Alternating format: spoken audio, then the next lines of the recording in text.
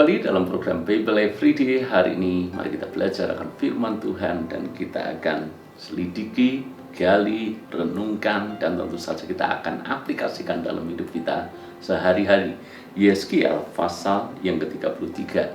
Judul perikopnya adalah tugas Yeskiel sebagai penjaga.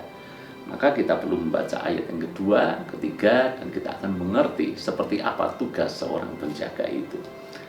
Hai anak manusia, berbicaralah kepada teman-temanmu sebangsa dan katakanlah kepada mereka, kalau aku mendatangkan pedang atas suatu negeri, dan bangsa negeri itu mengambil seorang dari antara mereka dan menetapkan dia menjadi penjaganya.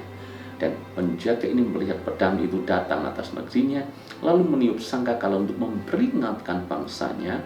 Kalau ada seorang yang mendengar suara sangkakala itu, tetapi ia tidak mau diperingatkan, sehingga sudah pedang itu datang ia dihabiskan, darahnya tertimpa kepadanya sendiri. Ia mendengar suara sangkakala, tetapi ia tidak mau diperingatkan, darahnya tertimpa kepadanya sendiri. Kalau ia mau diperingatkan, ia menyelamatkan nyawanya.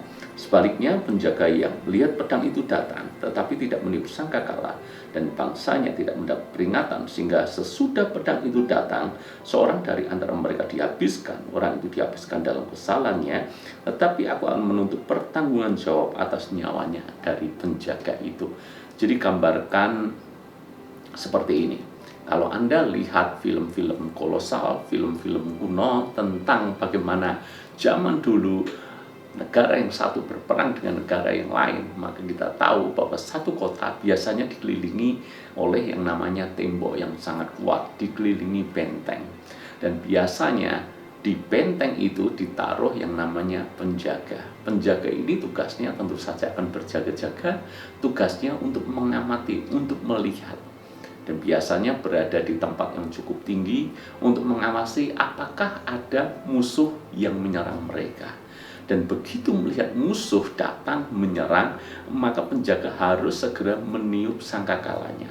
Tujuannya apa? Untuk memperingatkan orang-orang yang ada di kota itu supaya mereka siap-siap.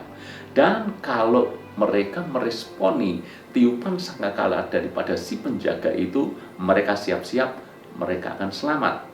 Tetapi ketika penjaga itu meniup sangkakala dan ternyata orang-orang di kota itu mengabaikannya, maka mereka besar kemungkinan akan kena serbuan daripada musuh dan mereka akan binasa. Kalau sudah seperti ini, siapa yang salah? Tentu saja yang salah bukan penjaganya, karena penjaga tugasnya sudah tepat, dia sudah mengingatkan, dia sudah melakukan kewajibannya dengan baik. Yang salah dalam hal ini adalah orang-orang yang mengabaikan peringatan daripada penjaga itu. Itu menjadi tanggung jawabnya sendiri.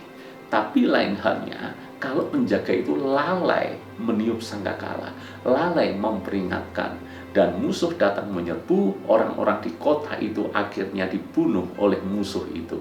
Maka siapa yang bertanggung jawab akan kekalahan ini, akan matinya orang-orang di kota itu? Tentu saja si penjaga yang lalai mengingatkan. Apa yang dimaksud Tuhan dengan gambaran Yeskiel sebagai penjaga Israel? Yeskiel bertugas untuk memperingatkan Israel akan dosa-dosa mereka. Kalau Yeskiel sudah melakukan tanggung jawabnya dengan baik, sekarang bagaimana dengan Israel? Israel ternyata menolak. Israel ternyata mengabaikan peringatan Yeskiel. Maka benar ketika Israel akhirnya hancur dan mereka akhirnya kalah perang, bahkan ditawan menjadi orang-orang buangan, itu sama sekali bukan menjadi tanggung jawab Yeskiel. Yeskiel sudah melakukan peran fungsinya sebagai nabi dengan benar. Itu murni kesalahan bangsa Israel atau bangsa Yehuda 100%, karena mereka mengabaikan peringatan itu. Apa aplikasinya dalam hidup kita? Tahukah Anda bahwa kita semuanya dipanggil juga untuk menjadi penjaga? Kita tahu bahwa sebenarnya kita ini sedang berlomba dengan waktu untuk kita membawa sebanyak mungkin orang, untuk kita bawa kepada Kristus sehingga mereka mendapatkan keselamatan yang kekal. Namun yang seringkali terjadi adalah kita ini tidak berfungsi sebagai seorang penjaga. Kita tidak memperingatkan mereka, sehingga mereka terus bertekun di dalam dosa mereka, sehingga mereka bahkan tidak tahu dan tidak mengenal siapa juru selamat yang sejati. Kalau yang seperti ini, maka ketika mereka mati binasa, darahnya tertanggung atas kita. Karena itu, lakukan tugas dan peran kita sebagai penjaga jiwa-jiwa, khususnya orang-orang yang ada di sekeliling kita, khususnya keluarga kita lebih dulu. Karena itu, bagian kita adalah berdoa buat keselamatan mereka, lalu kemudian ceritakan Yesus kepada mereka. Bagaimana soal respon orang itu? Apakah mereka meresponi ataukah sebaliknya mereka menolak? Itu bukan lagi menjadi tanggung jawab kita. Dan tentu saja saya berikan catatan, cara kita menginjil, cara kita menceritakan tentang Yesus pun harus bijak. Tidak ngawur, tidak menunjukkan bahwa kita seolah-olah memusuhi keyakinan mereka. Namun setiap kali ada kesempatan ceritakan tentang Yesus. Dan yang terutama adalah mereka melihat kehidupan kita memang mengalami perubahan. Mereka memang melihat Yesus nyata di dalam hidup kita. Maka kita terus memakai kesempatan yang ada untuk mengenalkan Yesus kepada mereka.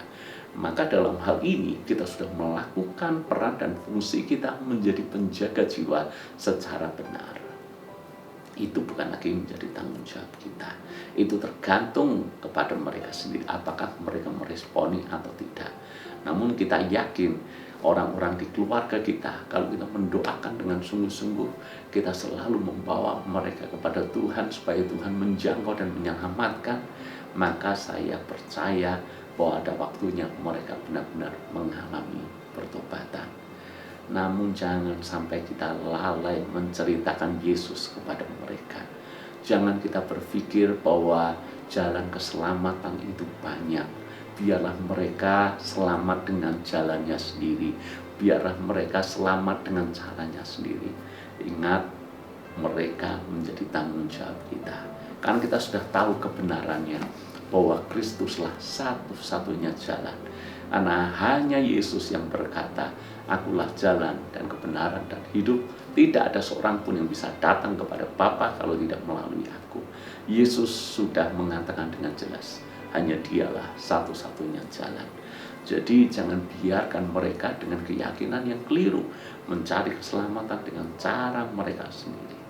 Marilah kita ingatkan mereka, marilah kita injili mereka, marilah kita ceritakan kepada mereka tentang Yesus yang adalah Juru Selamat. Yeskel sudah melakukan tugasnya dengan baik. Bagaimana dengan kita? Apakah kita juga melakukan tugas kita sebagai penjaga jiwa dengan baik? Tuhan berkati.